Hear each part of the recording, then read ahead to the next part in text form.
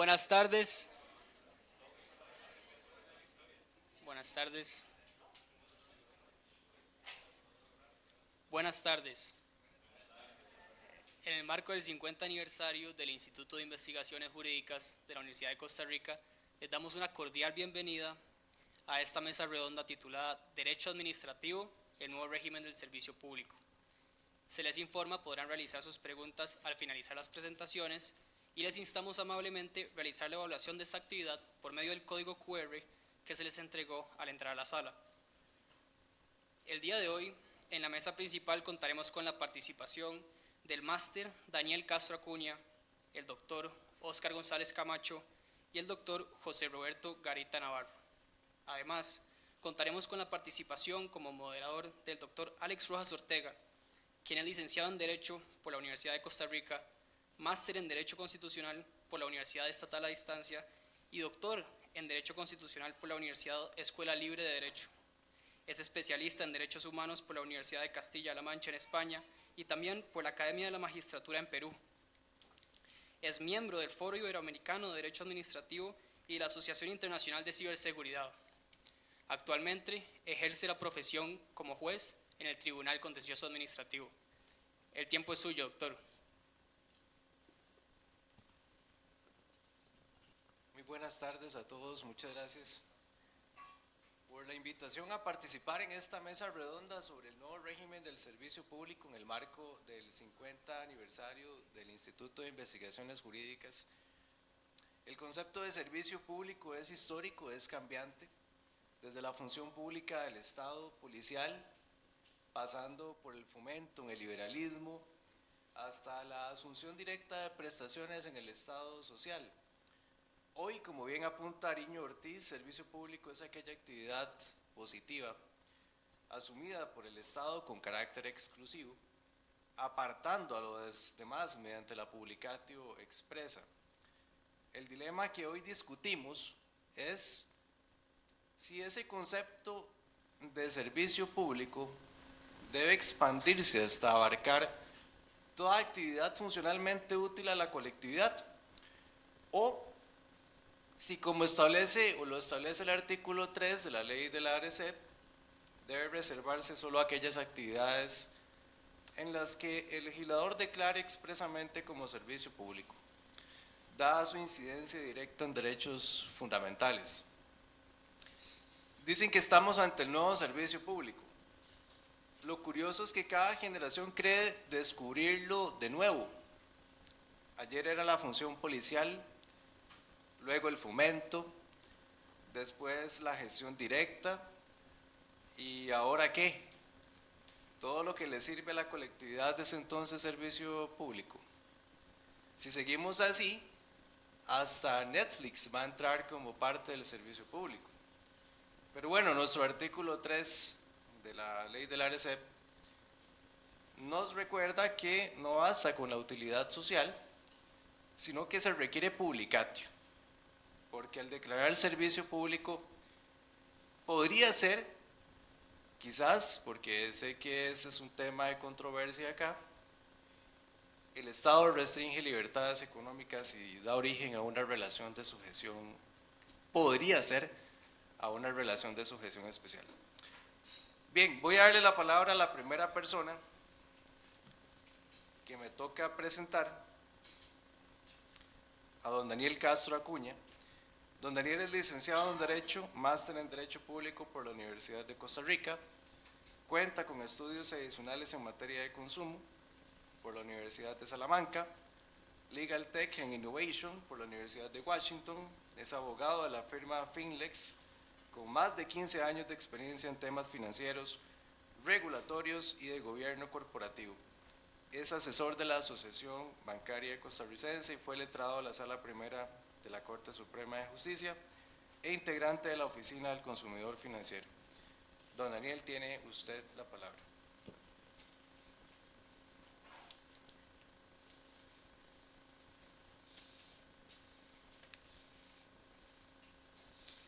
Bueno, primero que todo, agradecer la invitación al instituto y comentarles un poco cómo llegué yo al tema de servicio público.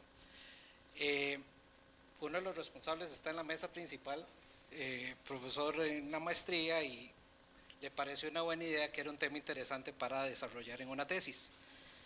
Varios años después, y no sé cuántos borradores también, pues finalmente logré terminar. Entonces la idea básicamente que tengo es compartir con ustedes algunas de esas reflexiones que pude hacer a lo largo de ese tiempo. Si ustedes ven, les comparto esa imagen de entrada por lo siguiente: cuando hablamos de servicio público, y ya lo decía don Alex al inicio, todas las generaciones hablan de un concepto de servicio público, y a fin de cuentas uno lo que aprecia es que ese concepto en realidad se puede separar en varias formas que ha adoptado a lo largo de los años. Entonces el concepto debería ser uno, sin embargo vemos distintas manifestaciones o distintas formas en que éste se va desgranando, así como la luz se desgrana o se separa a través del prisma. Entonces, lo primero que hay que reconocer es que hay una falta de univocidad del término.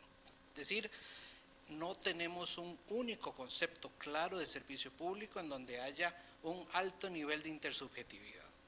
Y entonces, nada más les traigo algunos ejemplos de nuestro ordenamiento, nada más. El primero, transporte público, modalidad bus, modalidad taxi, ustedes lo pueden escoger, en donde el concepto básico de servicio público está afincado sobre la titularidad estatal. Pero luego tenemos tema de educación, en donde nuestra jurisprudencia ha venido desarrollando distintas ideas, desde una línea en donde el concepto se basa en derechos fundamentales, pero también incorpora el tema de servicio impropio, ¿verdad? Es decir, hay una prestación en concurrencia en donde lo presta tanto la administración pública como instituciones privadas, y ambos son servicio público, de acuerdo a nuestra jurisprudencia. Luego encontramos calificaciones jurisprudenciales que nos hablan de la administración de justicia como un servicio público, y aquí entonces entramos en una discusión: ¿es una actividad prestacional donde hay derechos y obligaciones de por medio, o es el ejercicio de una función pública caracterizada por un elemento coercitivo en la solución de conflictos como actividad esencial del Estado? Pero también encontramos sentencias que dicen es servicio público. Y más reciente, que ya no es tan reciente, encontramos el tema de telecomunicaciones, en donde hablamos ahora de un servicio universal en un servicio en concurrencia. Y aquí podemos incorporar también el tema de una actividad financiera, en donde hasta donde hay actividades que sí son servicio público, cuáles no. Ya lo apuntaba don Alex, el tema de hay un interés general de por medio, pero basta eso para decir que es o no es servicio público. Con este panorama, yo sí quisiera reflexionar en dos cosas. Lo primero es, ¿para qué sirven los conceptos? Los conceptos sirven para diferenciar una cosa de otra. Y hay un principio básico que hay en esto, y es que una cosa no puede ser dos a la vez. Es decir, los elementos definitorios de un concepto no pueden darse al mismo tiempo y en forma íntegra en otro concepto, porque si no hay una confusión epistemológica que hay que resolver. Y entonces esto realmente lo deja uno en un serio estado de confusión, ¿verdad? ¿Hasta dónde podemos hablar entonces de un servicio público y de un concepto objetivo todavía más complejo? Nada más quiero presentarles a don Edmund Husserl, que es un filósofo padre de la fenomenología, que básicamente lo que él plantea, y esto creo que es útil para este tema, es: para conocer sobre una materia hay que abstenerse de realizar juicios previos sobre la existencia o naturaleza de esas cosas, para poder apreciar realmente qué sí es. Es decir, tenemos que entrar sin prejuicios o sin conceptos previos a ese término o ese concepto que pretendemos conocer. Y entonces, yo les propongo esta forma de ingresar al concepto. Sé que don Oscar va a desarrollar esto mucho más amplio, pero básicamente lo que quiero es hacerles como un recorrido a través de distintas tradiciones. Y me voy a ir a la época de la Edad Media, en donde hay tres datos que me parece importante rescatar. Primero, tengamos claro, esto no es un proceso lineal. Cada región presentaba distintas particularidades en esta época y no necesariamente hay una evolución progresiva de estos conceptos. Pero uno sí puede identificar que, por ejemplo, la Iglesia desarrolló una importante actividad con los servicios de caridad o los hospitalarios a cargo precisamente de organizaciones, ya sea directamente de la Iglesia o relacionada con ella. También tenemos algunos servicios que estaban a cargo de los feudos. Recuerden que la dieta básica en esta época estaba basada en la harina, el pan, y por lo tanto los molinos eran una infraestructura básica y evidentemente su construcción no era simple, no era barata. Entonces esto normalmente recaía en los señores feudales.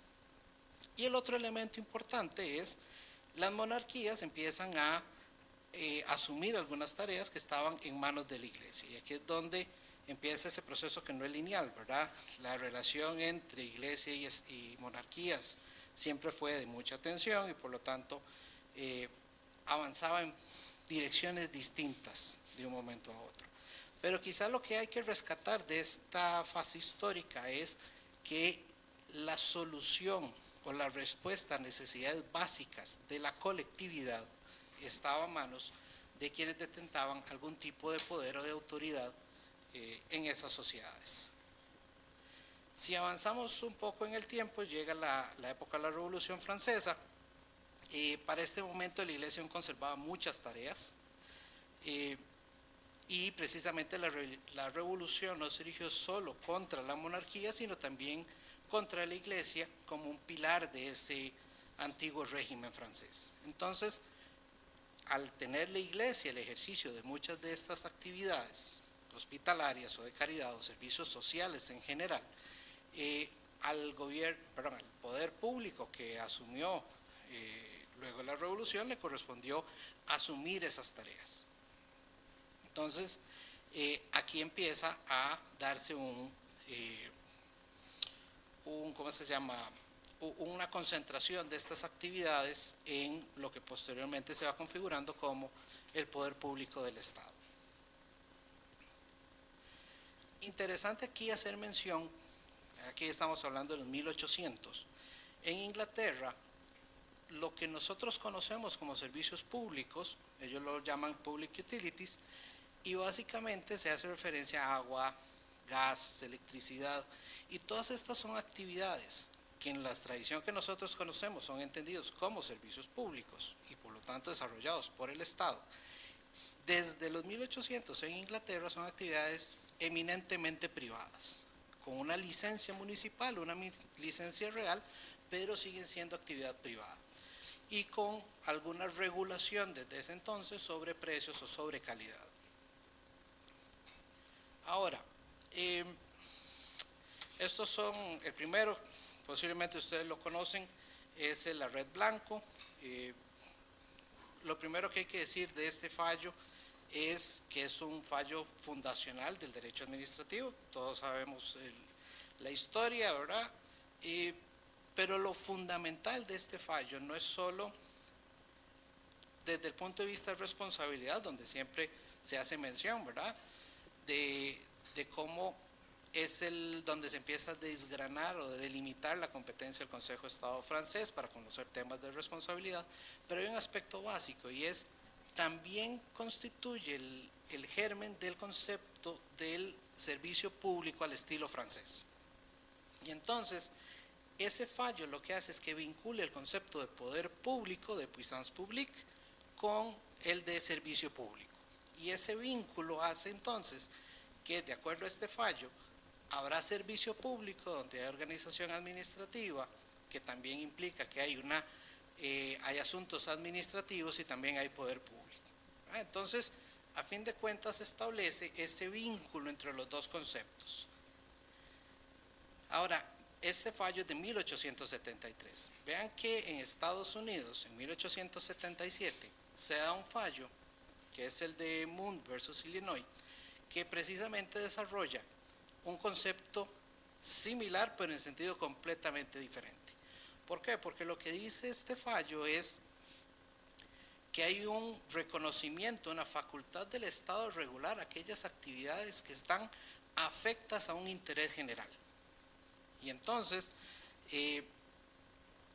lo que dice este fallo es que, por ejemplo, la propiedad, cuando está destinada a una actividad vinculada a esa actividad pública, o ese interés general, entonces está sometida a reglas especiales de regulación por parte del Estado. Hay un interés de la comunidad en que esa actividad se preste por esa propiedad en términos que beneficien a la colectividad y no solo a su propietario.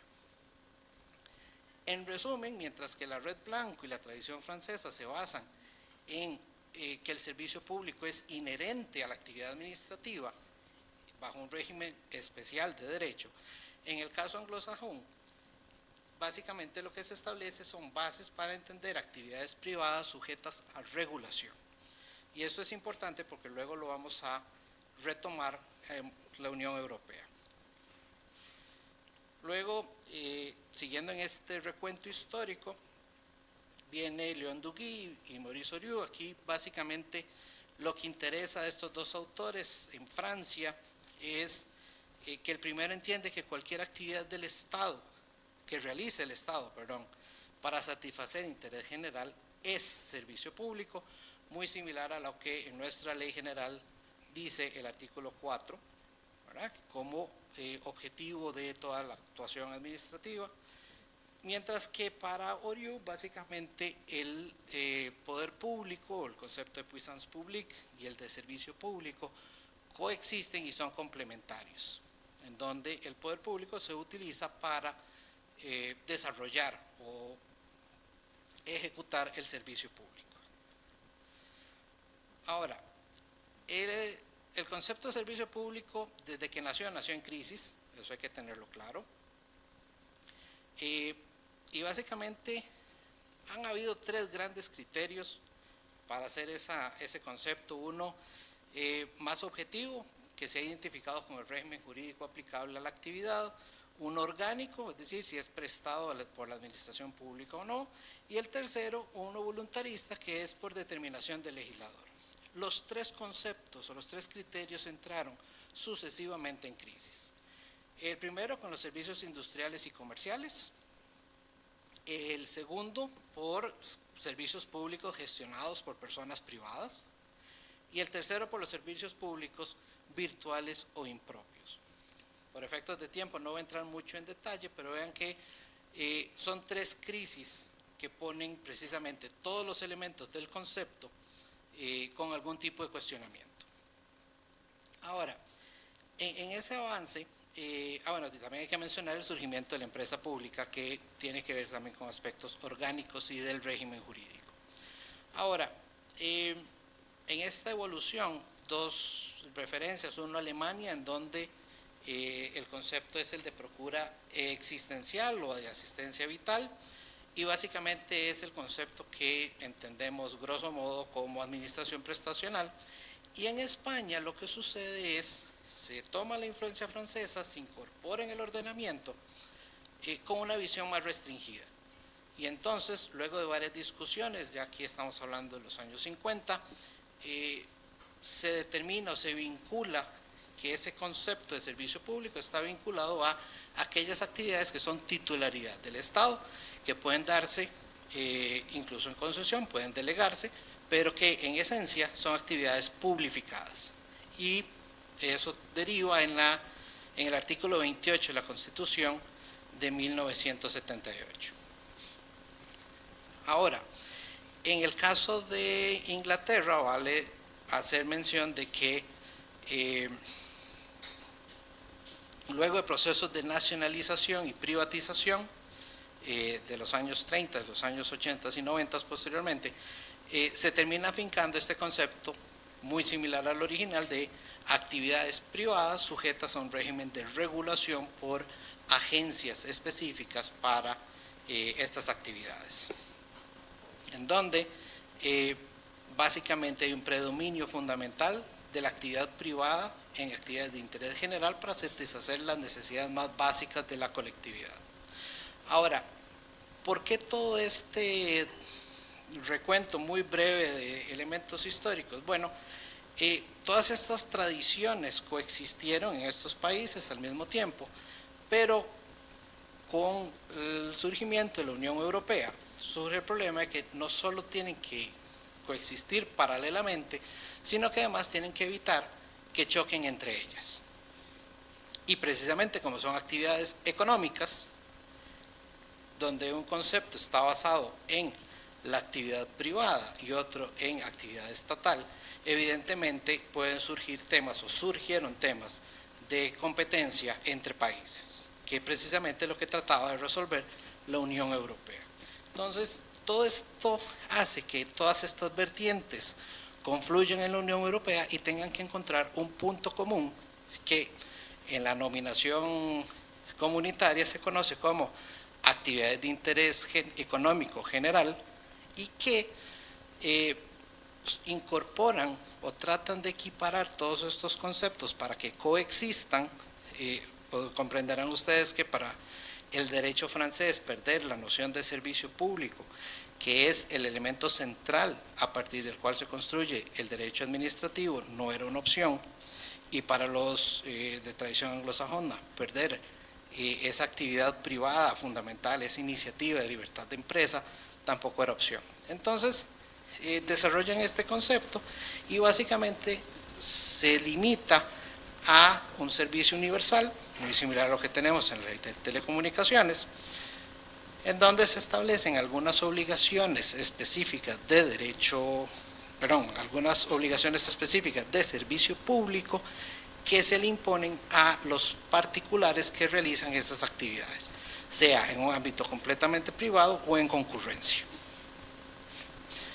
Y entonces, con todo esto, y nuevamente, para cada autor hay una definición, y para cada persona que se mete en este mundo hay una tentación a generar algún concepto. Entonces, bueno, para no evitar esa tentación, yo les propongo lo siguiente, y es, yo creo que hay que hacer una distinción de niveles. Una cosa es cuando hablamos de un servicio público desde una perspectiva aspiracional, sociológica, un poco lo que está detrás del artículo 4 de la Ley General, cuando habla que la administración debe perseguir toda ella las finalidades o los principios de servicio público, pero no por ello entender que técnicamente toda la actividad de la administración es servicio público. Y ya un nivel distinto que podemos hablar más técnico-jurídico y referirnos a una actividad más delimitada de la actividad. Por supuesto, por ejemplo, la jurisprudencia que tiene que ver con la administración de justicia como servicio público, si estamos hablando en un nivel sociológico, yo pensaría que está bien. Sin embargo, si ya bajamos a un nivel técnico-jurídico, deberíamos de entender que se trata de una función pública y no un servicio público. Ahora, ya a un nivel más técnico, me parece que hay tres elementos básicos que debe cumplir la noción de servicio público. Uno, esencialidad de la actividad. Un segundo, carácter prestacional, es decir, debe haber una lógica de derechos, obligaciones entre las partes. Y finalmente, una posición de garante del Estado, que debe garantizar esa actividad que se preste, independientemente de si hay privados o no que lo desarrollen. Ahora, y lo otro que es importante es, evidentemente este es un concepto sumamente genérico. Luego podemos hablar de técnicas distintas a partir de las cuales se puede articular ese servicio público, en donde puede haber actividades publificadas, puede haber gestión directa, gestión indirecta, puede haber concurrencia entre sector público y sector privado, y también la figura de servicio universal que tenemos incorporado en nuestro ordenamiento. Esto básicamente, como les digo, es un recuento de cómo las distintas tradiciones jurídicas han desarrollado conceptos de servicio público, y que lo cierto del caso, si ustedes recuerdan de las primeras filminas, todas ellas las tenemos reguladas en nuestro ordenamiento y que responden a distintos momentos históricos. La ley de transporte público, la influencia principal en Costa Rica venía de España. Con la ley de telecomunicaciones, la principal influencia ya estaba en vigor todo el Tratado de Maastricht en Europa, ya había un desarrollo de esas actividades y por lo tanto es el esquema que se copia en nuestra legislación. Y agradecerle la atención. Muchísimas gracias.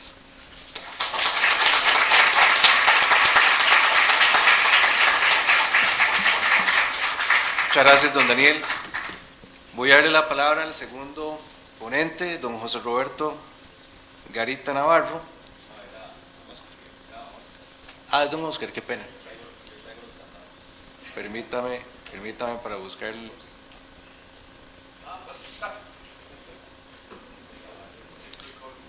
Voy a presentar a don Oscar entonces, quien es doctor en Derecho por la Universidad de Alcalá de Henares, España, especialista en Derecho Constitucional y Ciencia Política por el Centro de Estudios Políticos y Constitucionales de España, licenciado en Derecho, especialista en Derecho Público por la Universidad de Costa Rica, socio fundador de Corporación GC, profesor de la Universidad de Costa Rica y no solamente a nivel de grado, sino también de posgrado. Se desempeñó como magistrado de la Sala Primera de la Corte Suprema de Justicia, juez superior del Tribunal Contencioso Administrativo, integrante de varias comisiones, corredactor del Código Procesal Contencioso Administrativo y de varias publicaciones. Don Oscar, tiene usted la palabra.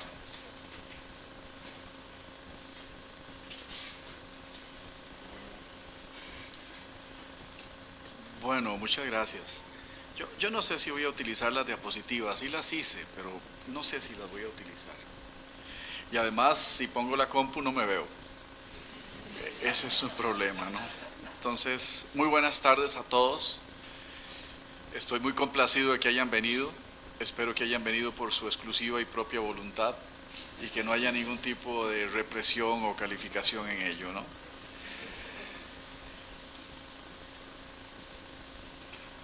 Yo hace muchos años, muchas, diría décadas, insté a Daniel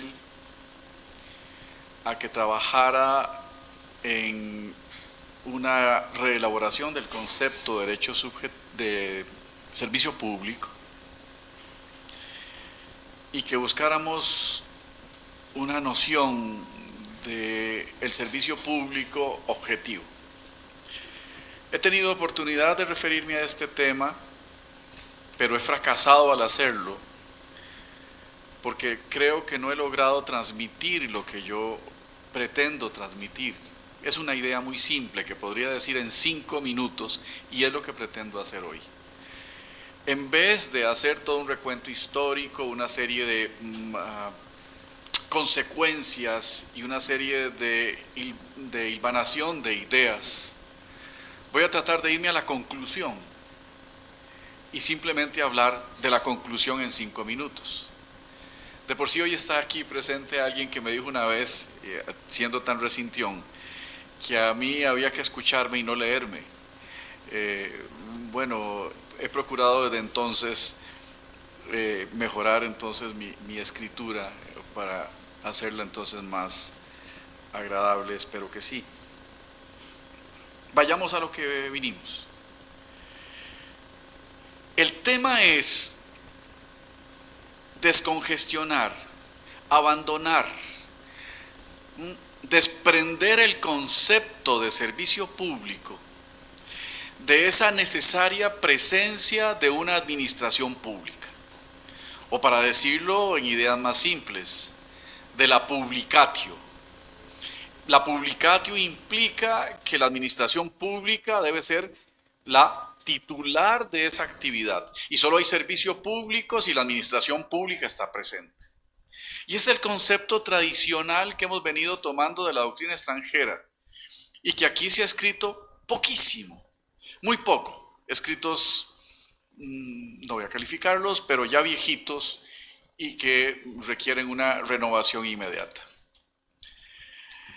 Luego se ha venido hablando de de algún autor nacional, alguna autora nacional, de la inserción del derecho de la competencia en el servicio público. Y se habla entonces de servicio público y competencia.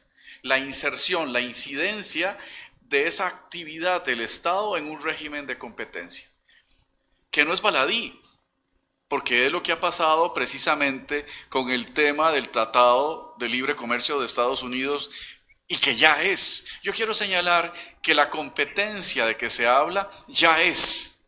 No es que yo vengo a hablar de la competencia ni voy a hablar de la competencia. Es un Estado que se retrae con un modelo de servicio público, no en el que él es el prestatario directo e indirecto de aquel, directo cuando lo presta.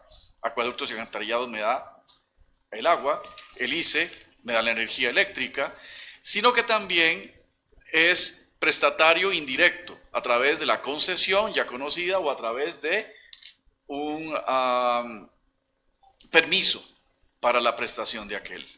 No, este concepto de competencia viene a abrir el concepto como tal, criticando al concepto francés o a la concepción francesa como sistema, es que no es un concepto, como patriarcal, monopolista, de subsidios y demás.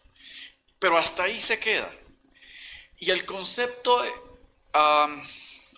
europeo del SIG, Servicio Universal, Servicio de Interés General, que se va a estratificar en varios rubros. Uno, el servicio es una inserción que se produce, el servicio de interés general que cubre a todos, es universal, o como dirían los españoles, de pan y vino, ¿no? Bien saben lo que, bien se ve que desconocen el precio del vino aquí, ¿no? Aquí no es de pan y vino, ¿no? Aquí sería tortilla, agua dulce, se me ocurre, ¿no? Se me ocurre. Pero es ese universal que aplica absolutamente a todos. Luego tenemos otras modalidades, el servicio de interés económico, ese que sí se presta y que han regulado y que han establecido en competencia y que les produce un remesón enorme, sobre todo a los franceses, en donde ya no calza el concepto tradicional del servicio público de titularidad estatal. Y luego establecen una serie de ramificaciones más de servicio público de poder y servicio público social. Quizá el detonante para ellos es ese servicio de interés económico. Y entonces hace unos 15 años empiezan a rever el concepto de servicio público y hablar del servicio público objetivo. Y a mí me da una rabia enorme, porque aquí tengo a Daniel de testigo, que hace como 30 años vengo yo con la majadería del servicio público objetivo, pero que como siempre me descuido en las cosas y ahí aparecen otros hablando mejor de lo que yo había pensado. Con esta introducción, que ya consumí más de la mitad de la exposición, ¿a qué quiero llegar en definitiva? A lo que ya dije, tenemos que trabajar, aceptar, traer, regular un servicio público no fundamentado en el prestatario. Olvidémonos del prestatario. Reconstruyamos, desconstruyamos el concepto de servicio público tradicional y reconstruir un concepto de servicio público sobre la actividad.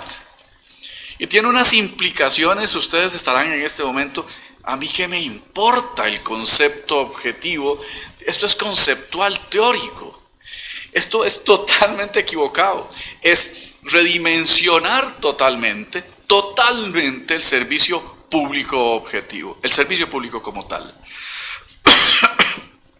Y voy a demostrar por qué. Porque entonces estaríamos pensando en un servicio público no en función de la administración que lo presta, sino en función del usuario. Y estaríamos alcanzando la actividad de cualquier prestatario que preste la actividad, con independencia de si es la administración o no. Cuando de esto tuve oportunidad de hablar en el colegio hace unos meses, y que fue un fracaso total porque creo que nadie me entendió, algún panelista de la mesa que había hablado totalmente lo opuesto a lo que yo había dicho en una línea tradicional, se levantó al final y me dijo, sí, veo que estamos en la misma línea de pensamiento. Y yo dije, ¿tan mal lo dije? Y al final, un gran representante de este país de la regulación de los servicios públicos se acercó y al oído muy molesto me dijo, no sabía de su concepto neoliberal tan marcado. Y yo me quedé estupefacto porque traté de hablar totalmente de lo contrario. Por eso mi reto hoy no es hacer grandes divagaciones, sino quedarme en el concepto, y se me está agotando ya el tiempo. Tengo que ser muy respetuoso del tiempo de don Roberto, que además dirá cosas 1000 veces más importantes que las mías, estoy seguro. Y entonces vean lo que se trata, es de hablar de un servicio público, y a ver si ya aterrizo, objetivo, si lo quieren material o si lo quieren funcional, abandonando el concepto del servicio público orgánico.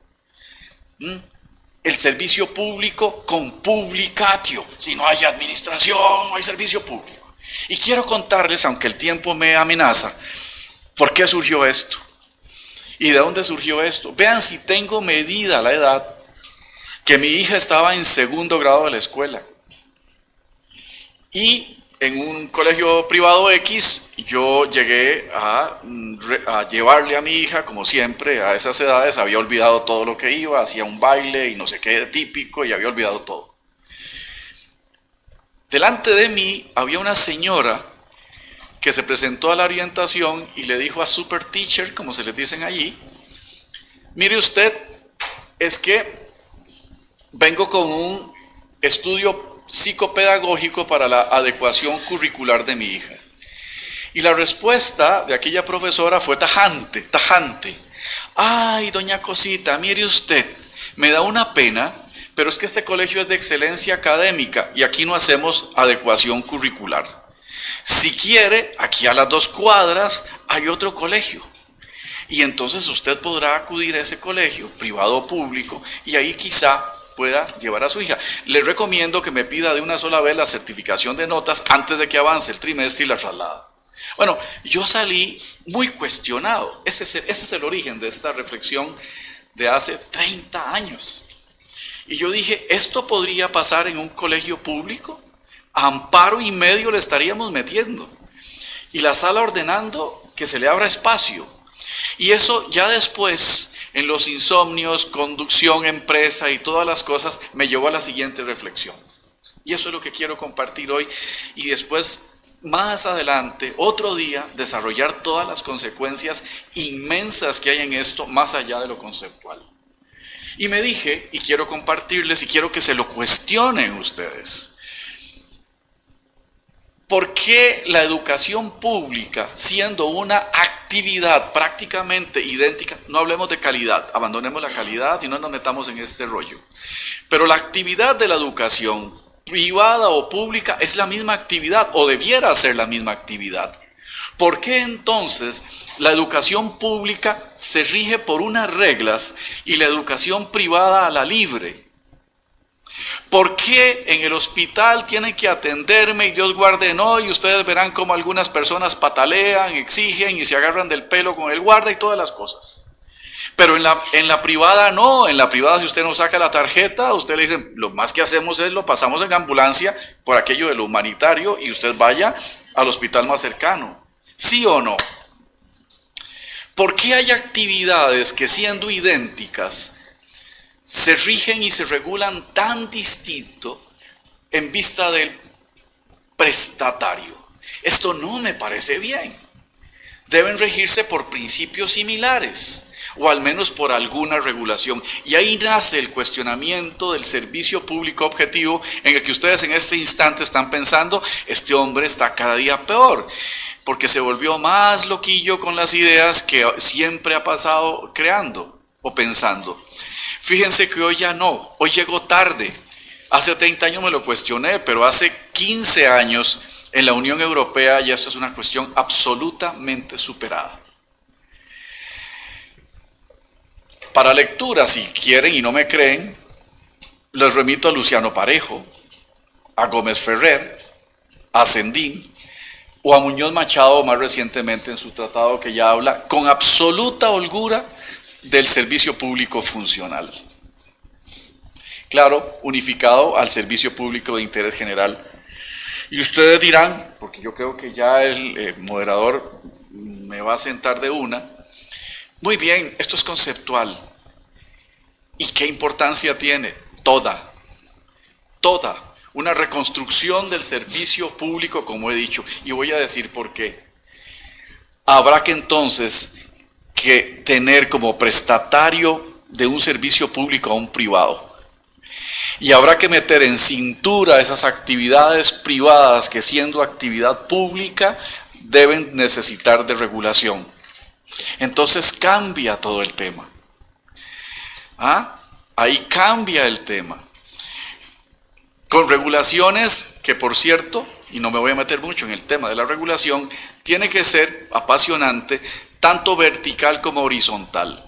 ¿A qué me refiero con horizontal? Horizontal, no podemos hacer una regulación indiscriminada de los distintos servicios públicos. Habrá que apartar cada servicio público, salud, energía, telecomunicaciones, agua potable, y sectorizarlos. Y luego, cada parte del pastel, regularlo en aquellos aspectos que sean precisos y necesarios, con modulaciones distintas en forma vertical cada uno de los sectores.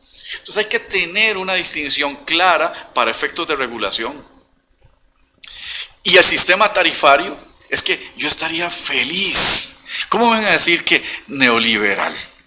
Para empezar, no se habla en servicio público, no deberíamos hablar de competencia, sino sistema de mercado, que es muy distinto y muy amplio. Yo creo que ya basta del tema de la competencia y del 46 y del 46 y la competencia.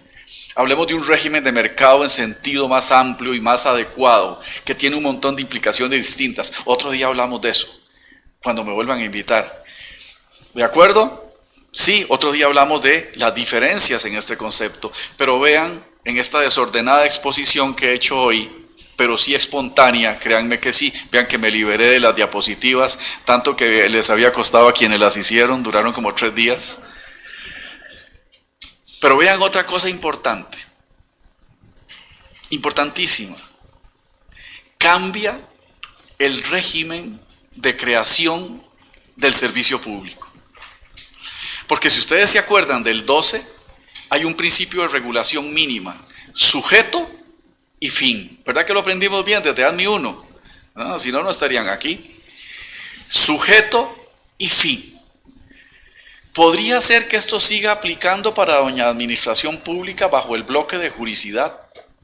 Pero si admitimos un servicio público prestado por los privados, bastará un régimen de autorización y licencia. No caigamos ahora en las disquisiciones conceptuales, pero vamos a crear y se permitirían instrumentos de creación bajo las figuras de la autorización o la licencia.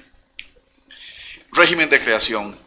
Pero el régimen de regulación, yo lo dije, el régimen jurídico, si hay una autorización y una regulación, podemos desplazarnos a un régimen jurídico público.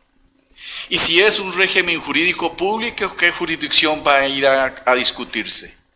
2E. Aunque dos privados discutan si la relación es jurídico-pública, va al contencioso administrativo y civil de Hacienda. Entonces estamos hablando de origen, de régimen jurídico, de regulación, de competencia jurisdiccional y falta responsabilidad y faltan muchas cosas más. Solo estoy hablando inicialmente de lo que espero de verdad sea algún día un libro, porque tantos he prometido y ninguno escrito que ya se está por la mitad.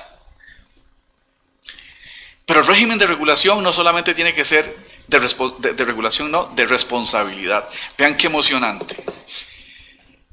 Podríamos alcanzar la responsabilidad de doña administración por el acto de autorización o licenciamiento que hizo de esa actividad en un privado. ¿De verdad AIA no responde por la contaminación de agua que haga una asada? ¿De verdad no? Pero ya están los procuradores pensando. Y algunos jueces que tienen enquistado el pensamiento de procurador ahí al momento de resolver, sí, pero es que Oscar Siegert siempre sigue pensando en la responsabilidad del Estado. ¿Y del prestatario? ¿Qué hice una chanchada de ley? Vean lo que un señor procurador me cuestiona aquí presente, amigo por demás, aunque sea procurador, pero es un gran amigo. Y vean lo que me hace reflexionar con el artículo 2 de la Ley contra la Corrupción y el Enriquecimiento Ilícito de la Función Pública. Vean qué maravilloso. Ya casi termino, Alex. En el párrafo final dice: las disposiciones de la presente ley contra la corrupción y el enriquecimiento ilícito de la función pública serán aplicables a los funcionarios de hecho y a las personas que laboran para las empresas públicas en cualquiera de sus formas y para entes públicos encargados de gestiones sometidas al derecho común. Punto y coma. Asimismo, los apoderados, administradores, gerentes y representantes legales de las personas jurídicas que, todos ellos, custodien, administren o exploten, otra vez, custodien, administren o exploten, ¿vean? Fondos, bienes o servicios de la administración. Es decir, que todo aquel que de alguna manera directa o indirecta, por autorización o licencia, preste un servicio público, le será aplicable esta ley. Y el régimen de responsabilidad, porque agrega, para los incrédulos que me están diciendo, dijo de la administración pública, está leyendo a la mitad, dice, por cualquier título o modalidad de gestión. Y si quieren más, les digo que el artículo 3 que habla del deber de probidad, habla luego de una actividad que debe ser, dice, este deber se manifestará fundamentalmente al identificar y entender las necesidades colectivas prioritarias. Dejemos ya la quimera de definir el servicio público. El servicio público no es más que una actividad de relevancia para el colectivo y punto. Ese colectivo general que algunos llaman con ese concepto tan etéreo de interés público, y si no para un colectivo parcial. Esto es relevante para un colectivo de la población, es servicio público. Y abandonemos todas las quimeras y construcciones teóricas. Entonces, una necesidad colectiva prioritaria de manera, ojo, ¿les suenan algunos principios? De manera planificada, regular, eficiente, continua e igualitaria. Artículo 4 de la Ley General de la Administración Pública, los principios de Roland. ¿Se acuerdan que lo hablamos? Todos aquí saben de qué estamos hablando. Y luego habla de legalidad, eficacia, economía y eficiencia. No sé ni qué traía aquí. Pero en definitiva, ¿es tan loco lo que estoy diciendo?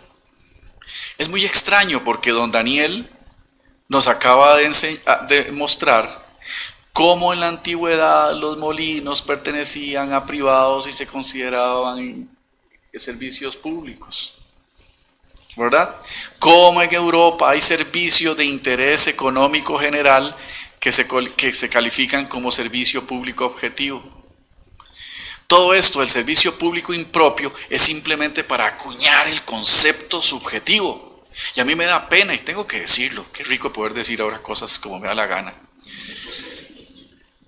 La Sala Constitucional introduce el concepto de servicio público impropio de manera impensada y copiando a la primera cualquier libro que se encuentra para allí.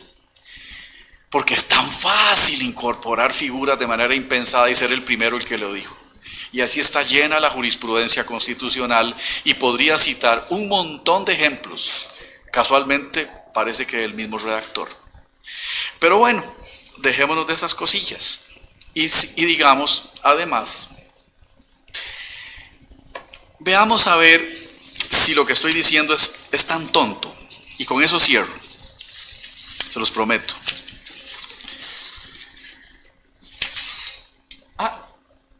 cierto. Para efectos del concepto de servicio público, según lo determine el legislador que nos refería don Daniel, una cosa que está muy expandida en nuestro medio. ¿Qué es servicio público? Lo que el legislador diga, la forma más fácil. Y el pobre legislador no sabe ni qué regula. Quiero desde ya desterrar la afirmación de que el servicio público es aquello que dice el artículo 5 de la ley de ARECEP. Totalmente falso. Si lo leen bien, lo que dice allí es que ARECEP podrá regular y controlar. Regular es regulación, control, supervisión y sanción.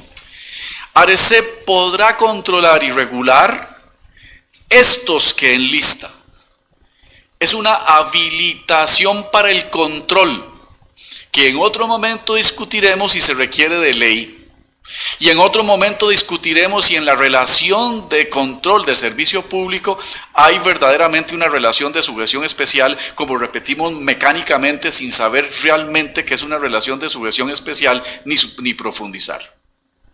Pero como hace rato he prometido terminar y nada, díganme ustedes, si así fuera, ¿ustedes rechazarían que las asadas prestan un servicio público? Recuerden, las asadas son organizaciones comunales que manejan el agua potable. Por internacional que sea, ¿la Cruz Roja dejará de prestará un servicio público? ¿O será tan irrelevante? La generación privada eléctrica, que hay que venderle al ICE necesariamente por la 8660. Uber. Sí, Uber. ¿Por qué, aunque se rían? Transporte remunerado de personas. Pero taxis oficiales, los rojitos que están en extinción, sí son servicio público. Uber no, porque lo presta un privado, porque es una plataforma. ¿Están seguros? ¿Es correcto esto? ¿O debemos migrar a un concepto objetivo por actividad estableciendo, ahora digo qué, estableciendo qué? Don Roberto preguntó en una charla un día y me dejó patidifuso, él acostumbra hacerlo, y preguntó, ¿la banca será un servicio público? Y yo salí cuestionadísimo. ¿Las ONG o las alianzas público-privadas que tanto funcionan en nuestro medio?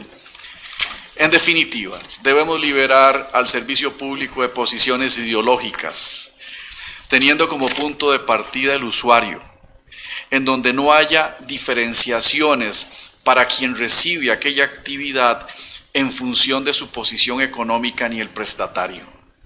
Debemos reconstruir totalmente el concepto por su origen, su régimen jurídico, su régimen de control, su responsabilidad, a partir de un concepto más apropiado que se ajuste a nuestra realidad y que se ajuste, ahí sí, a una regulación más equitativa y menos dispar de la que ocurre en este momento. Esa es tan simple como la idea que les he expuesto. Muchas gracias por la atención.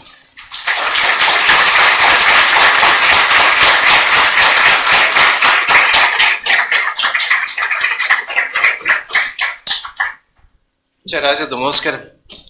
Vamos a continuar con don José Roberto Garita, quien es licenciado en Derecho con summa cum laude, magíster en Derecho Público por la Universidad de Costa Rica, doctor en Derecho Público por la Universidad de Costa Rica, ha sido letrado de la Sala Primera de la Corte Suprema de Justicia, juez en el Tribunal Contencioso Administrativo y magistrado suplente de la Sala Constitucional.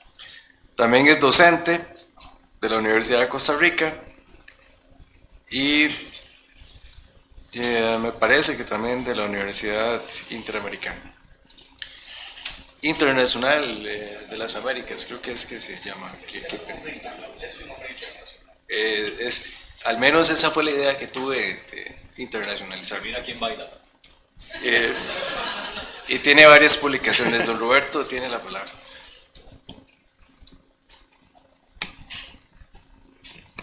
¿20 minutos? Sí. No, falta de respeto. 50. Bueno, buenas noches a todas y a todos. Qué placer verles de nuevo, personas de hace tiempo. Lorenita Montes de Oca, ex jueza contenciosa, tenía tiempo de no verlas. Compañeras y compañeros, alumnas y alumnos, que solo virtual. Muchas de las cuales me topan en la calle y me vuelven la cara y no me saludan, sin volver a ver a nadie, pero bueno, esa es la historia de mi vida. Bueno, agradecer a la universidad, al instituto por la invitación, particularmente a don Oscar, que fue quien me metió en esto, me embarcó, pero más que embarcarme, los embarcó a ustedes, poniéndome a mí a hablarles de esta cuestión. La participación de don Daniel, que fue compañero de maestría allá en el 2004-2005, fue necesaria, indispensable para el abordaje conceptual teórico del instituto. La de don Oscar, ni qué decirlo, fue profesor en el 2004. Yo no fui el de la frase, ¿verdad? Yo le dije otras más hirientes, que él por eso no dice en público, pero no las voy a repetir para que después no tengan ahí que decirle. Fue mi profesor 2004-2005, director de tesis, luego fue mi jefe. A partir de ahí pasó a ser mi mentor y a la fecha mi amigo. Entonces espero no decepcionarle o no arrepentirse, ¿verdad?, de haberle abierto la puerta a uno a esto. Pero bueno, ese minuto de diplomacia y listo, a lo que vinimos. Una frase de reflexión, y con el respeto de don Oscar. La reconstrucción del concepto, dice don Oscar, tiene que ser ajena a ideologías. Desde el punto de vista de quien les habla, cualquier propuesta de regulación normativa o reconstrucción dogmática o conceptual es la imposición de una ideología de quien detenta el poder en el momento de formularlo. Eso es la teoría de los detentadores del poder. Entonces, por neutrales que pretendamos ser, al final es una imposición ideológica de quien tiene el poder para regular algo. Así que eso, con las disculpas del caso, una primera precisión. El abordaje dogmático que hizo don Daniel de base, que es interesantísimo, es necesario, es fundamental para entender de lo que se está hablando. Siempre me ha parecido, y le digo a las personas estudiantes que me dan el honor de poder desinformarlos y deformarles, que muchas de las más encajonadas discusiones jurídicas a lo largo de la historia parten de la base de que no estamos hablando de lo mismo. Y don Daniel hablaba ahora, introducía un principio muy básico, que él hablaba de la intersubjetividad de conceptos jurídicos. En palabras de Wittgenstein, en su primera etapa, cuando formuló el Tractatus, esto es la conmensurabilidad lingüística. Al final de cuentas, el derecho es un conjunto de conceptos que definimos y en el que nos ponemos de acuerdo profesionales de una ciencia social, y que se impone por detentadores de poder en un momento y que eventualmente va variando, producto de un avance, de una adaptabilidad, de una progresividad necesaria del derecho. No en vano nos dice la academia que el derecho evoluciona con los tiempos. Claro, a veces involuciona y nosotros seguimos citando artículos de Jesús González Pérez de 1970 para definir y justificar el agotamiento preceptivo de la vía administrativa en el 2025. Y esta reflexión es necesaria como punto de partida por lo siguiente: ¿para qué esta mesa redonda? ¿Para qué hablar de un nuevo concepto de servicio público? ¿Qué utilidad tiene? Traigamos a la mesa a Kant y a Hegel. Teoría sin práctica es vacía, pero práctica sin teoría es ciega. Para algo debe servir toda esta discusión. Recuerdo, a modo de anécdota, y don Daniel también, no se ponga nervioso, cuando don Oscar nos mandó a leer el libro del tomo 1 y hacía llamadas orales. Y en el tomo 2, segundo semestre, nos obligó a aprendernos el concepto de derecho subjetivo, que lo traicionó el subconsciente ahora, ¿verdad? En lugar de decir servicio público, dijo derecho subjetivo. Vea cómo lo traía, lo jaló. No lo iba a decir, pero él lo jaló. Entonces, en el tomo 2 del libro de él,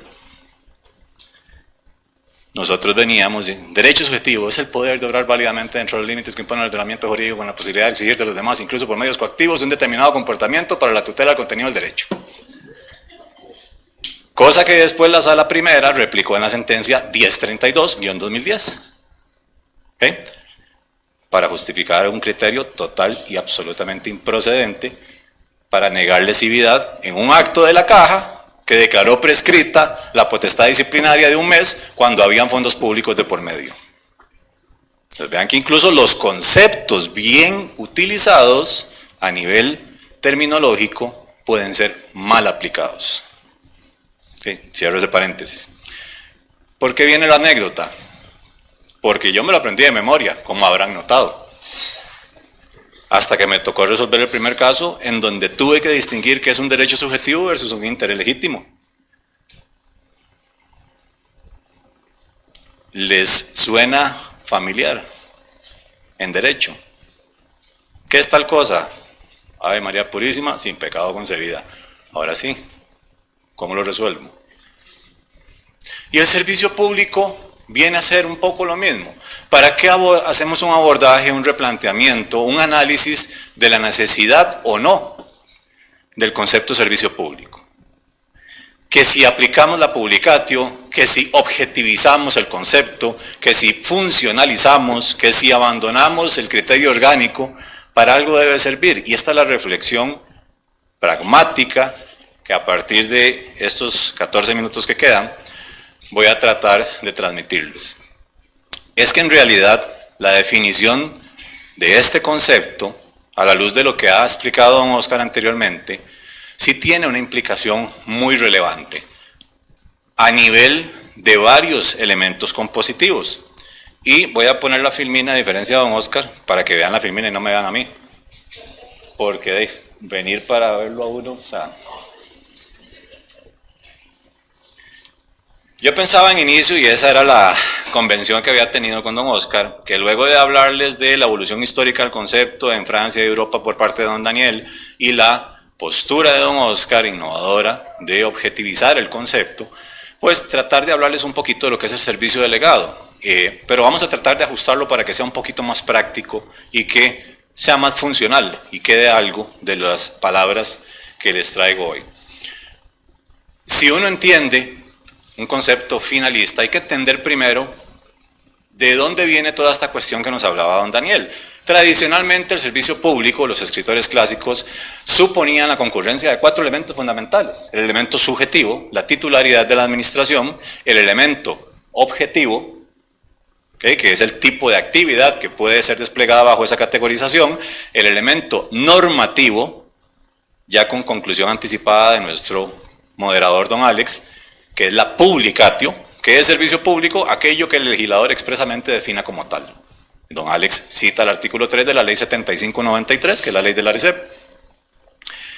Y el elemento teleológico o finalista, que es que esa actividad debe ser direccionada a satisfacer intereses públicos o necesidades sociales. ¿Okay? Lo que pasa es que aquí estamos hablando de la época post-revolucionaria, una construcción de un nuevo derecho administrativo clásico, pero estamos hablando de cierres del siglo XVIII. ¿Okay? Entonces viene luego todo ese debate que les reseñaba muy bien don Daniel, que si el elemento subjetivista permite distinguir o no si todo lo que hace o deja de hacer la administración es servicio público, y él no lo pudo haber dicho mejor. Esto es un elemento que tiene que quedar claro. No todo lo que hace la administración es servicio público. Incluso el artículo 49 de la Constitución Política no alude al servicio público como parámetro de control en sede jurisdiccional. Habla del concepto, párrafo primero del 49, de función administrativa, lo que ya de por sí incluye manifestaciones formales, materiales, de contenido positivo o negativo, ¿okay?, de acción o de omisión. Y de acción es lo que señalaba don Daniel, y es que el servicio público necesariamente tiene una vocación prestacional. De otro modo, emitir un reglamento no puede ser servicio público, aunque sea un instrumento válido para regular el régimen de prestación de ese tipo de actividad. ¿Okay? Entonces, ese parteaguas de concepto función administrativa que involucra ya de por sí, a nivel de género especie, servicio público, permite ese abandono de entender que todo lo que hace la administración es servicio público. Pero abre otra discusión, y es si el servicio público necesariamente debe ser brindado por la administración. ¿Okay? Y a partir de esto entonces se puede hacer una separación entre lo que es servicio público de prestación directa de la administración, servicio público delegado, y no califiquemos ahora si sería o no servicio público, lo que ya mencionaba igualmente don Daniel, actividades de trascendencia pública, o en el derecho anglosajón no son necesariamente lo mismo, las public utilities. Y esto me interesa ponerlo en la mesa por lo siguiente, porque el régimen de prestación en términos de habilitación jurídica es distinto si estamos frente a un régimen delegado a si estamos frente a un régimen de visión objetivizada, funcionalista, como ustedes lo quieran llamar, o de trascendencia pública de la actividad. Y esto al final de cuentas, permítanme la nota a pie de página. Cuando estamos hablando de estas actividades de trascendencia pública, don Oscar fue muy enfático en algo, la necesidad de contar con un régimen jurídico de regulación, de fiscalización, de control, que permita parámetros de control. Bueno, es que eso también lo tenemos hoy en día con esos ordenamientos sectoriales que regulan actividades que otrora la administración brindaba en régimen monopólico y que con el devenir del tiempo, por la variabilidad y la dinamicidad económica y con la evolución de la economía y los requerimientos sociales, se abrieron, se sacaron de la prestación monopólica. ¿Quién prestaba? Bueno, aquí muchas personas son muy jóvenes, pero quienes, digamos, tenemos la cédula cuyo segundo cuadrinomio no empieza con 1, recordaremos que para sacar antes un teléfono celular había que estar en lista de espera año y medio en el ICE. Que para poder tener internet, con aquel escándalo en los faxes, también había que esperar un montón. Que para poder sacar una cuenta corriente, además de plata, había que hacerlo con un banco del Estado, porque había monopolio de contrato de cuenta corriente. Que para poder suscribir un seguro comercial, solo se podía hacer con el INSS. Y hace años ya no tenemos eso. Tenemos régimen de concurrencia. ¿Ok? Pero ese régimen de concurrencia está avalado con normas jurídicas de carácter sectorial que definen no solamente derechos y obligaciones, sino que establecen además régimen de habilitación administrativa. Y vean que esto tiene mucha relevancia. ¿Por qué? Porque si estamos hablando de un servicio público delegado cuya titularidad es de la administración, no del Estado, porque puede ser de otros entes públicos menores, apelamos a figuras como la concesión y el permiso. Y don Oscar ahora dio en el clavo con conceptos. Quienes me conocen saben que yo trato de ser muy riguroso con los conceptos. ¿Por qué? Porque aquí el legislador usa los conceptos como le venga bien y no como tienen que ser. Entonces emite normas como las reformas al 8220 que aplica silencio positivo prácticamente para todo. Hasta que ustedes tienen en su escritorio como jueces o juezas un caso en donde le dice hay silencio positivo en visas de trabajo de ciudadanos y ciudadanas chinas. Ay, es que el 330 y el 331 y la ley general y la ley 8220 y la garantía y A, B, C y D y la autorización y esto y lo otro, entonces llenó los requisitos, nos pasó el mes, sí. Vamos a ver si ustedes firman una resolución diciendo que hay silencio positivo en materia migratoria de visas de trabajo. Bueno, habrá silencio positivo si yo reúno un capital con unos socios en una suerte de partnership o joint venture o lo que sea, y quiero abrir una entidad financiera. Por supuesto que todos pensamos a lo interno, todos y todas, no me suena. Bueno, es que vean lo importante de los conceptos. Don Oscar decía ahora, si estamos hablando de actividades que están sujetas a una regulación especial y cuya titularidad es de la administración, no podríamos pensar en que ahí puede haber silencio positivo como régimen habilitante. Por eso es que en las prestaciones de servicios públicos delegados opera un régimen de concesión o de permiso. Concesión con base contractual, hay dos tipos de concesiones, ya ustedes lo saben, las constitutivas y las traslativas. Las de servicio público delegado participan de la segunda categoría de las traslativas, y los permisos en precario o de operación, que como dice don Oscar, en otro conversatorio con todo gusto veremos qué tan legítimo es el 154 de Ley General cuando dice que son permisos en precario y que se podrán revocar en cualquier tiempo sin responsabilidad. Ahí me invitan para decirles un poquito de cosas, solo dos, nada más de eso. Pero la autorización, igual don Oscar, 2004, apréndasela, autorización, remoción de un obstáculo legal para el ejercicio de una conducta, en principio, no vedada o restringida. Licencia, autorización de contenido reglado. Permiso, habilitación administrativa expresa para el ejercicio de una actividad en principio restringida. Por ejemplo. Entonces, cuando estamos hablando de banca, es un servicio delegado, ni por asomo.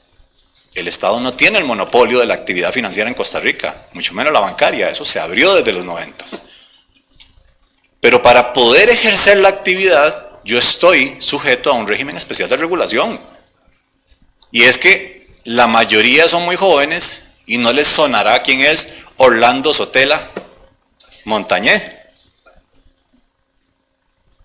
En los 80s, que yo estaba en la escuela, por aquello, era un prestamista que no tenía control y un montón de gente perdió un montón de plata.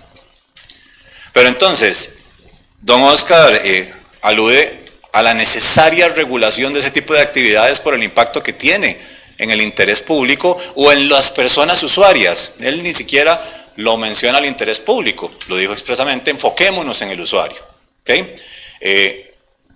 Hoy en día eso serviría bastante para casos como Copeservidores y Decifin.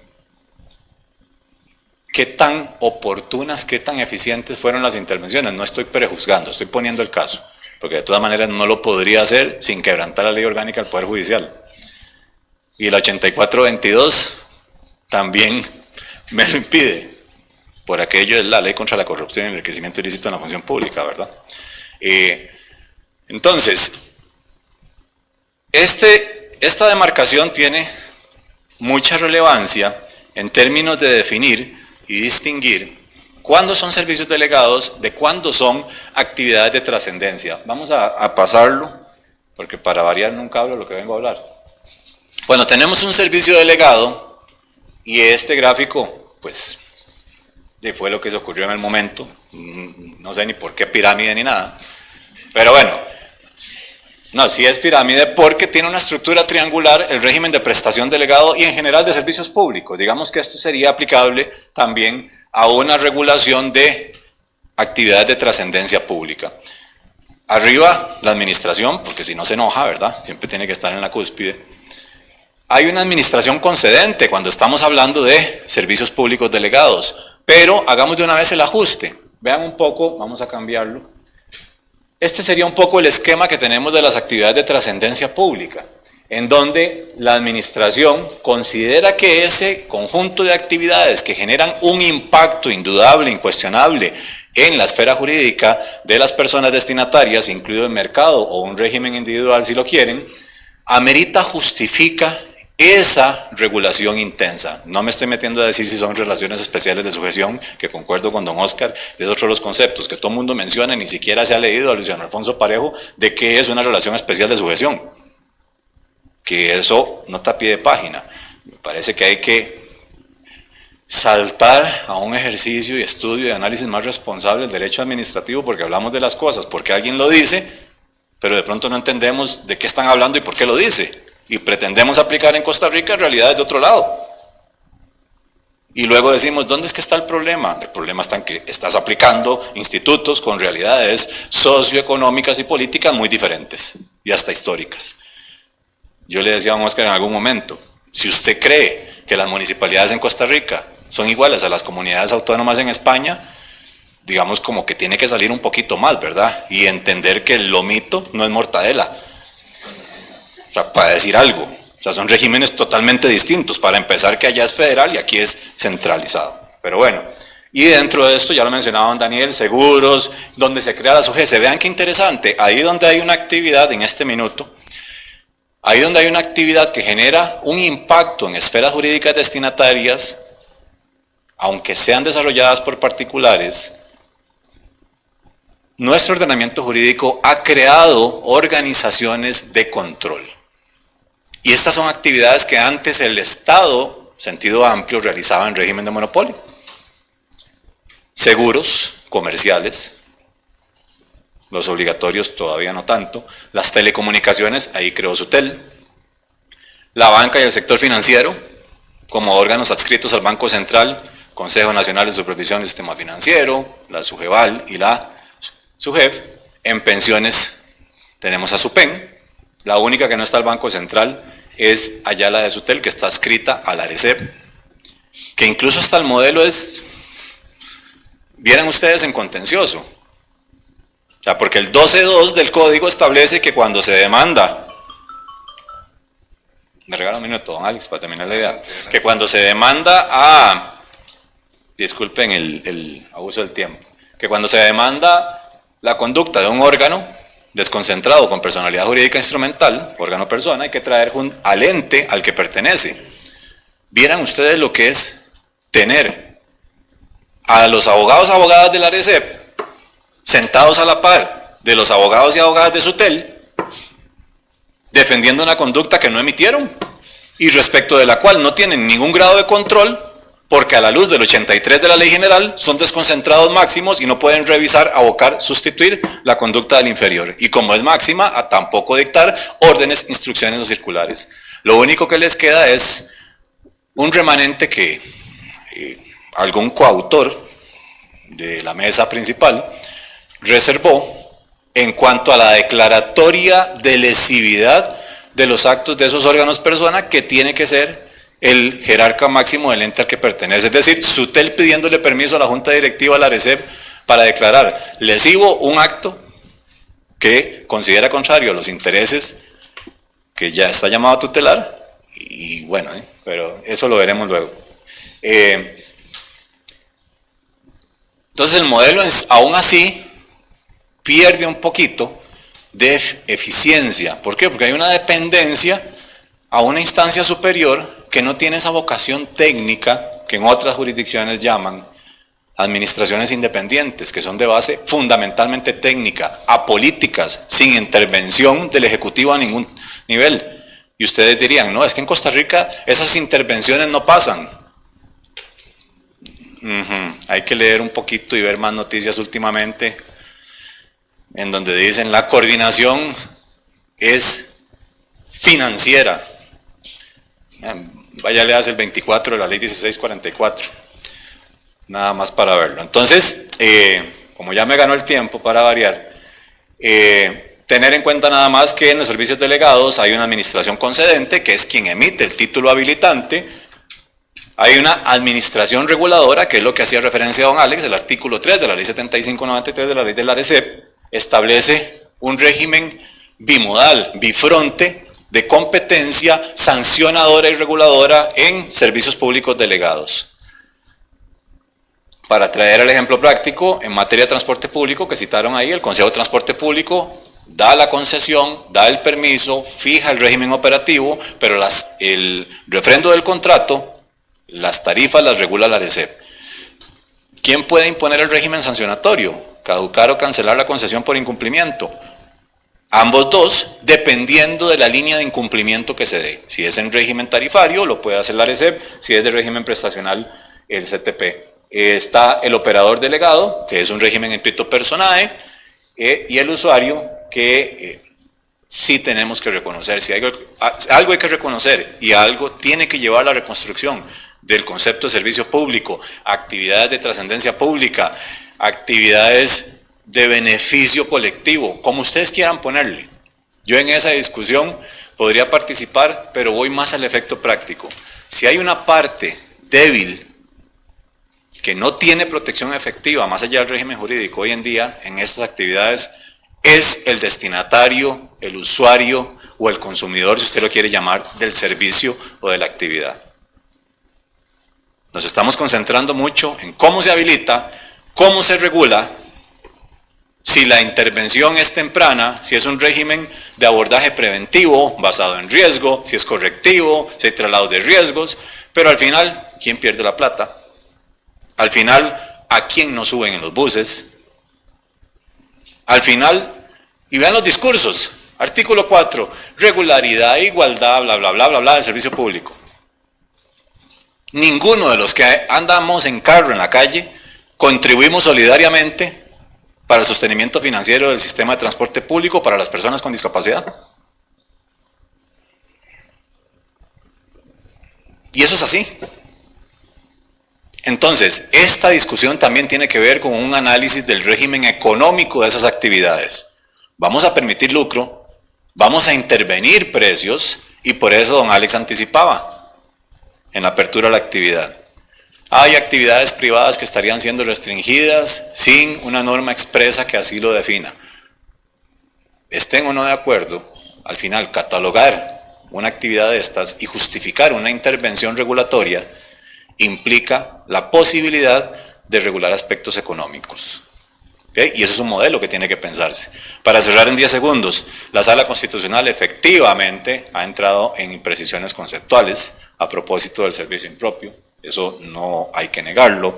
Sin embargo, la Sala sí ha declarado recientemente, me refiero a 2021-2022, que hay un derecho constitucionalmente regulado al buen funcionamiento de los servicios públicos. Lo ha colegido de los artículos 11, 18 y 140 de la Constitución. Recuerden que el 11 es el principio de legalidad, 18, igualdad en la distribución de las cargas públicas, el artículo 140, potestades del Ejecutivo, y un poco tomándolo del 50, que no regula solo el derecho al ambiente sano y ecológicamente equilibrado, sino en general un derecho al bienestar. ¿Okay? Y a partir de eso ha ingresado a tutelar aspectos de educación en centros privados, prestaciones en hospitales privados, ¿okay? Incluso ha aplicado la ley 10.081 de parto humanitario o parto humanizado. Se ha tutelado también el debido proceso en sanciones a personas estudiantes en colegios privados, donde era nada más, tiene el cabello largo, sálgase, tiene las uñas pintadas, sálgase. Acaba de declararse con lugar un amparo contra un centro educativo porque le quitaron 5 puntos de la nota a una muchacha que llevaba las uñas pintadas, sin siquiera darle debido proceso a los padres. Entonces, sí se está ingresando en eso, sí es necesario depurar el concepto. ¿Por qué? Porque la intervención tiene que darse y la protección tiene que darse. Me asusta un poco el 12 del Código Contencioso. Conductas de particulares regidas por el derecho público van a contencioso. Pero es que hay tanto en contencioso. Tanto. Hay tantas materias que, perdóneme, este no es del tema, pero es que usted no puede agarrar el 49 y decir que todo lo que sea función administrativa va a contencioso, porque entonces cierre todo el Poder Judicial. ¿Qué de Costa Rica no tiene una regulación directa o indirecta de entes públicos? Es más, Sala Primera, 2008, le pido una certificación de notas en una universidad privada, no se la dan. Fue a contencioso, plantearon conflicto de competencia. Adivinen dónde fue a resolverse ese proceso. Porque no me certificaron un curso en una universidad privada. En contencioso, porque la Sala Primera dijo, hay normas de derecho público que tienen que ser aplicadas ahí. Empleo público, voto 9928-2010. Los criterios que dijo Sala Constitucional, creamos y nos ponemos de acuerdo como país en una reforma procesal laboral, 8343. Proceso especial de remoción de fueros y tutela al debido proceso. No, va para contencioso. Seguridad social, va para contencioso. Agrario, va para contencioso. Entonces, si quieren, yo no estoy en desacuerdo en sí mismo que lo manden a contencioso, pero es que si usted tiene 10 sacando 100, ¿cómo va a pretender que los mismos 10 saquen 1000? Y entonces, mande todo para contencioso, pero con la misma gente, con la misma cantidad de gente, y dicho sea de paso, con salarios congelados hace 8 años. Sí, es que no, ganan mucho, que esto, que no me voy a meter en esa discusión. Pero entonces, siga inflando la bola de contencioso y después se quejan de la mora. ¿Qué se está haciendo para solucionar eso? La misma cantidad de gente, personal desgastado, personal desmotivado, más procesos, más competencias, con los mismos. El que 2 por 2 dé 4 y 2 más 2 sea 4, no quiere decir que sean lo mismo. Si quieren más competencias y más régimen de tutela, perfecto, pero fortalezcan la jurisdicción, regionalicen, abran tribunal de casación, contraten personal. Pero, como dicen por ahí, siempre que pasa lo mismo, sucede igual. Muchas gracias.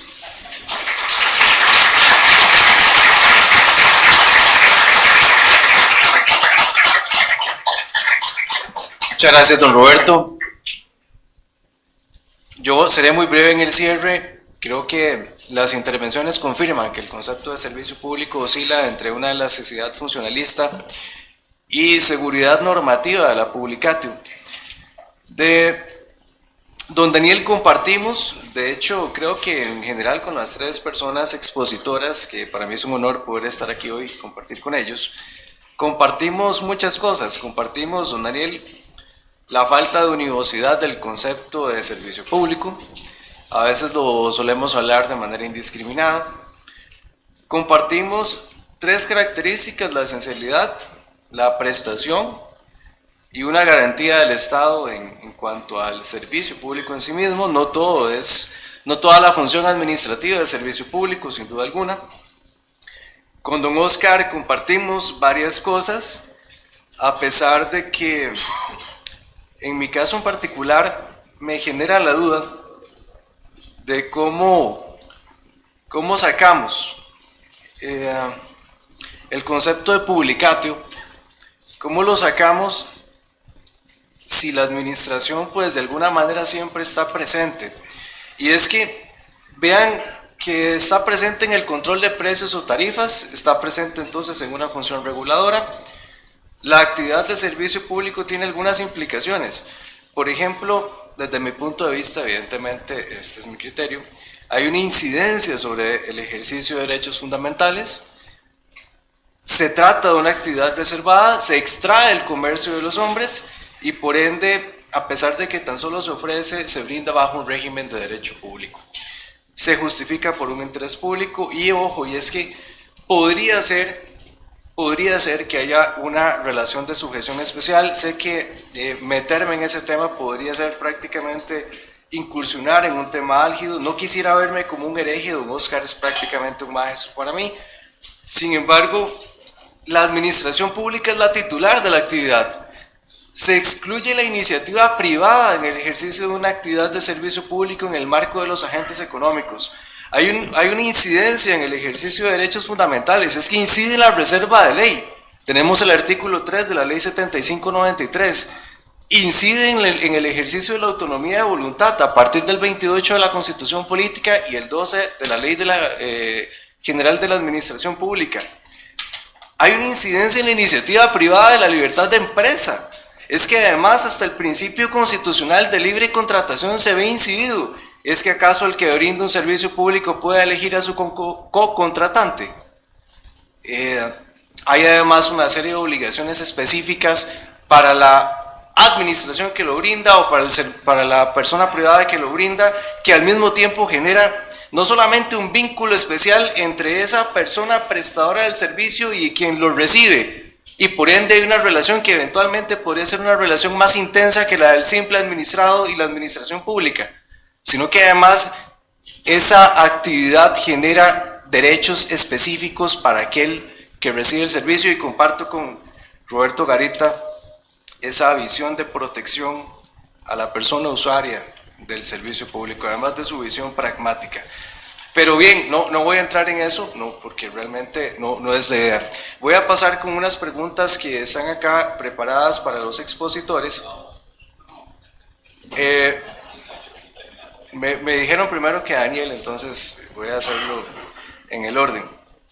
Don Daniel, la primera pregunta: ¿de qué manera la dinámica de la prestación de servicios públicos esenciales, como la salud o la educación en Costa Rica, ha forzado una reevaluación y modernización de los principios clásicos del derecho administrativo, como el de legalidad o el de jerarquía. Y otra pregunta, considerando el rol de las nuevas tecnologías y la participación de entes privados en la prestación de servicios públicos, ¿cómo ha influido la búsqueda de la eficiencia y la calidad en la evolución de la regulación administrativa y el control estatal en el país? Primero pasamos con sus respuestas y luego continúo con don Oscar. Bueno, espero acordarme de todo. Lo primero, en el caso de salud y educación, me parece que era el otro ejemplo. Lo cierto es que son dos actividades en donde hay concurrencia, público y privado. Entonces, eso obliga a replantearse precisamente el tema de titularidad estatal, por ejemplo, y las implicaciones ya luego de legalidad, de cómo entonces entender las normas y aplicar esas normas de cara a la regulación de la actividad cuando estamos en dos regímenes jurídicos que regulan las dos actividades. Entonces, por ejemplo, hasta dónde en la salud privada entendemos que hay servicio público, solo en las actividades de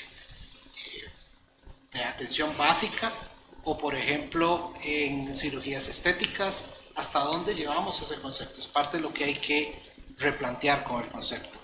Y la segunda era sobre la efectividad y tecnologías. Correcto. Bueno, y con esto adelanto tal vez una de las cosas que se me quedó ahí en el tintero, y es, hay una realidad, y es que cada vez más los temas tecnológicos, los temas de dinámica social van cambiando, y eso inevitablemente obliga a replantear muchos de los conceptos tradicionales. Es decir, mucho del tema de legalidad, el tema de funcionamiento de los servicios públicos, cómo aplicar estos principios de las leyes de Roland en una actividad cuando es desarrollada a través de plataformas digitales, cambia completamente la dinámica. Entonces, es parte de ese replanteamiento necesario que hay que hacer, y de visualizar que detrás de esto lo que está es, llámese un administrado, un consumidor o un usuario de un servicio. Entonces, las sacrosantas fórmulas que repetimos, como decían tanto don Roberto como don Oscar, hay que detenerse un momento y cuestionarse hasta dónde siguen siendo válidas hoy, o cómo hay que modularlas para la realidad actual.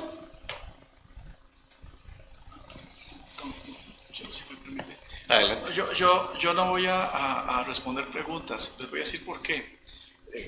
No porque me niegue me encantaría. No. Sin duda alguna, la mayoría de ustedes están ya cansados, se los puedo notar. Muchos se han retirado, incluso ya al momento de las preguntas.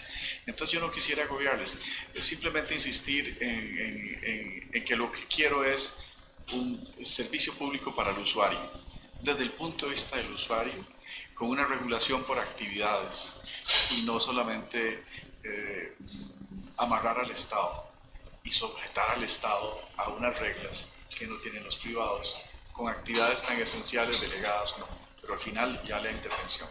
No.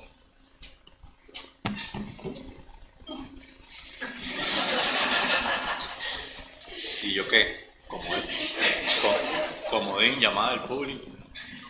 Don Alex, no sé. No, creo que rompamos el protocolo. Ya don Oscar ha dicho algo importante. Efectivamente estamos ante una situación ya bastante extensa. Entonces, Roberto, ¿algún comentario final?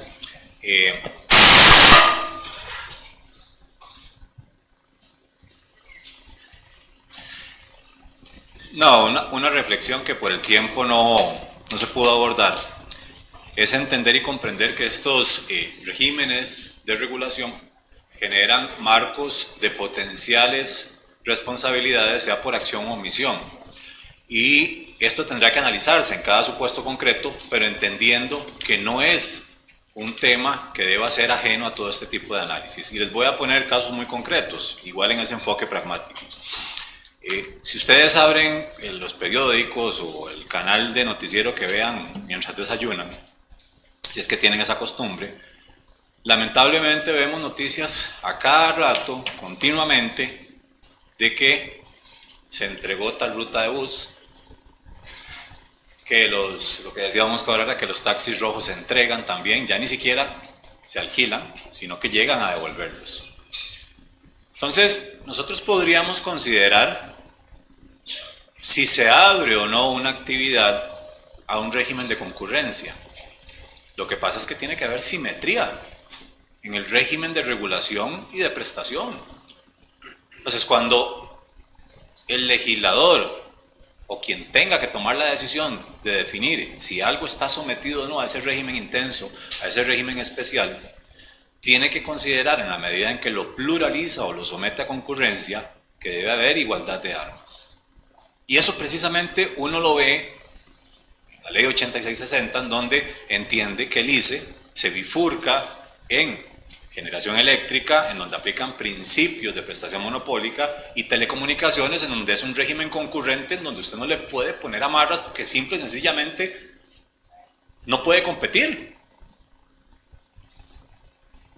Pero tampoco puede tomar a un particular y decirle, voy a establecerle una estructura financiera igual a la de un ente público que está sometido al régimen de fiscalización superior de la hacienda pública, 7.1 y 7.2 de la ley 7428, ley orgánica de la Contraloría, y a la ley 9986, ley general de compras públicas, porque le estoy atando, le estoy prohibiendo economías de escala, le estoy impidiendo la dinamicidad de los capitales privados, alianzas comerciales, inversión extranjera y un montón de limitaciones. Entonces, cuidado, porque la escogencia de qué actividad se somete a una regulación de esta naturaleza y cómo esa regulación contiene, limita o no el régimen económico de esas actividades es fundamental, porque eso puede llevar a la tumba a una actividad. Lo que no es rentable, y ya lo dijo la compañera con esta seña, el capital privado está para lucrar. Si de paso satisface un interés público, qué bueno. Pero lo que no suma no es negocio. Y esa es la realidad. Entonces, la regulación tiene que ser también atractiva, pero asegurando esquemas de satisfacción prestacional, de simetría económica para la persona usuaria también. ¿Okay? Yo siempre ponía un ejemplo a los estudiantes de grado y les decía, ¿es beneficio para el usuario que le cambien los buses cada 3 años y le pongan aire acondicionado, teles detrás de cada cabecera? Dice, sí, claro, profe, usted se imagina, qué cachete, por los términos que usan. Le digo, usted dice, qué lindo, pero ¿sabe cuánto vale un bus de ruta interurbana? Ahora va a andar como $165,000. Multiplíquelo por 10 y tiene que recuperar la inversión en 3 años. Entonces, si la tarifa era 540 colones, le va a subir a 1.200. Entonces, cuidado con lo que llaman por ahí los filósofos analíticos alegatos o argumentos de cantos de sirena, que encantan, que embrujan, pero que al final de cuentas engañan. ¿Okay? Lo otro, esa responsabilidad por omisión. Si la administración habilitante no regula ese entorno económico y lleva al colapso a los operadores autorizados por una situación de desventaja y de desprotección, está induciendo por desprotección a un daño. Porque yo ingreso a un negocio bajo un régimen específico y luego me lo varían. Todas las personas acá están metidas en derecho y conocen las 3 variables de la teoría del ius variandi. ¿Okay? No voy a hacer como Mosca que hacía los quizzes. O sea, hecho el príncipe, teoría de la imprevisibilidad y el ius variandi en estricto sentido. O sea, la teoría del rebus sic stantibus. Ius variandi, imprevisibilidad y hecho el príncipe. Son marcos de responsabilidad en los regímenes contractuales también extensibles a la responsabilidad por daños. Entonces, ojo con eso. Porque otorgo una habilitación, regulo un entorno y no lo fiscalizo bien y al final viene un colapso económico. Puede haber un marco de responsabilidad ahí. No estoy diciendo que hay responsabilidad, estoy diciendo que hay tema. Entonces, vuelvo al inicio de mi intervención allá en el Ambón. O el Ambón es en la iglesia, recuerdo ahí. esa cosa. Esta no es una decisión eminentemente o únicamente de academia, jóvenes. Esto tiene una implicación práctica multinivel. Atracción de modelo de negocio. Si usted es empresa privada y le meten una regulación muy intensa, vean que a nosotros nos subieron los aranceles al 15% y a Guatemala se lo dejaron al 10%. Me refiero a Estados Unidos. ¿Por qué será? ¿Será que ya no somos una opción de socio comercial tan eficiente? Eso no es porque sí. O sea, las cosas no pasan porque sí. Son elementos que hay que analizar. Entonces son decisiones país que las ciencias jurídicas tienen que ponerse a servicio, pero tener en cuenta eso que dice el artículo 10 de la Ley General, vinculándolo con el 113. Las normas deben interpretarse de la manera en que mejor satisfagan el fin público para el que fueron emitidas.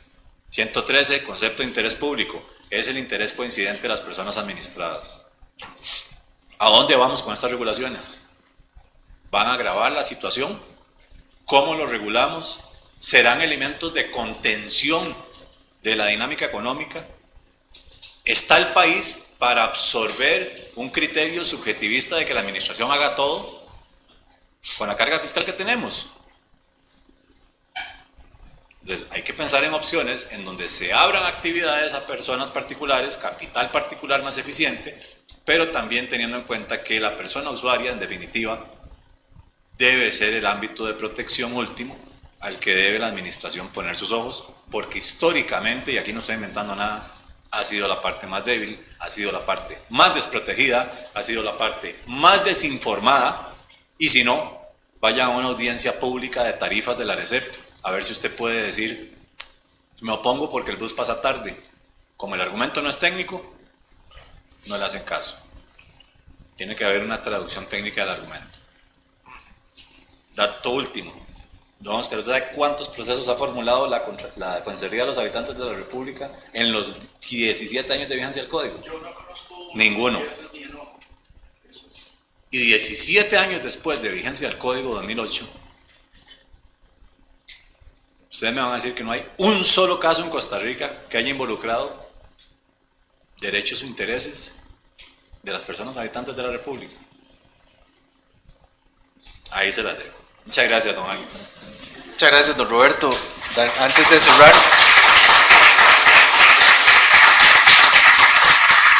cerrar, Daniel quería dar unas palabras, creo que una réplica. No, porque se me hace... Nada más quería retomar muy breve, yo sé que ya estamos abusando de la paciencia de ustedes, pero Roberto decía algo muy importante y es, hay que entender realmente qué es lo que implica un régimen u otro, un mercado y cuáles son sus características, porque si no, lo que vamos a empezar a generar son arbitrajes regulatorios, vamos a empezar a incorporar conceptos que obligan a los jueces a resolver de una forma que es completamente contraria a la técnica de ese mercado, o a tratar de tener que resolver de alguna forma para compatibilizar intereses, y eso no le ayuda a nadie y menos al consumidor. Entonces, y retomando un poco lo que hablamos al inicio, el tema de la claridad conceptual no es simple y sencillamente una pedantería académica, es si vamos a entrar en una regulación de este tipo, sea a nivel de la Asamblea Legislativa, sea a nivel de la administración, vía reglamentos, tenemos que entender estos conceptos y ser muy precisos con el lenguaje y al menos plantear cuál es mi punto de partida para que los demás puedan entenderlo y puedan analizarlo para poder evitar ese tipo de distorsiones que al fin de cuentas el que más lo sufre es el consumidor, y eso es lo que hay que tratar de evitar. Entonces, nada más quería cerrar con esto de hacer conciencia de que no es un tema meramente académico, no es un tema simple y sencillamente de qué bonito sentarnos a hablar de servicio público, tiene implicaciones prácticas. El que nos entendamos todos de qué estamos hablando y cuál es nuestro punto de partida facilita esa comunicación, pero para hacerlo hay que estudiar un poquito los distintos conceptos para poder justificarlo. Muchas gracias. Muchas gracias, don Daniel. Yo cierro dándole las gracias a los 3 expositores, también a los jóvenes organizadores de esta actividad, a la Universidad de Costa Rica, particularmente a don Oscar, que tuvo la gentileza de invitarme, con una complacencia y una felicidad de estar hoy aquí casi después de 15 años, cuando defendí la tesis de licenciatura y que particularmente don Oscar fue mi director de tesis y Roberto Garita lector. Así que muy complacido y agradecido. Muchas gracias.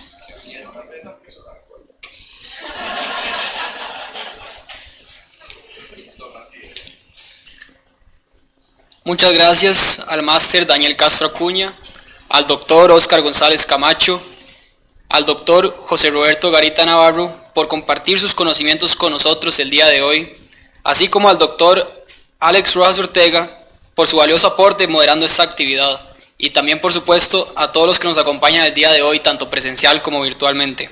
Les solicitamos amablemente realizar la evaluación de la actividad y les recordamos que el día de mañana, 26 de agosto, a las 5 p.m., en este mismo auditorio, tendremos la conferencia titulada Desafíos de la sustentabilidad en el contexto de crisis ecológica del Antropoceno, con la participación del doctor Carlos Peralta Montero.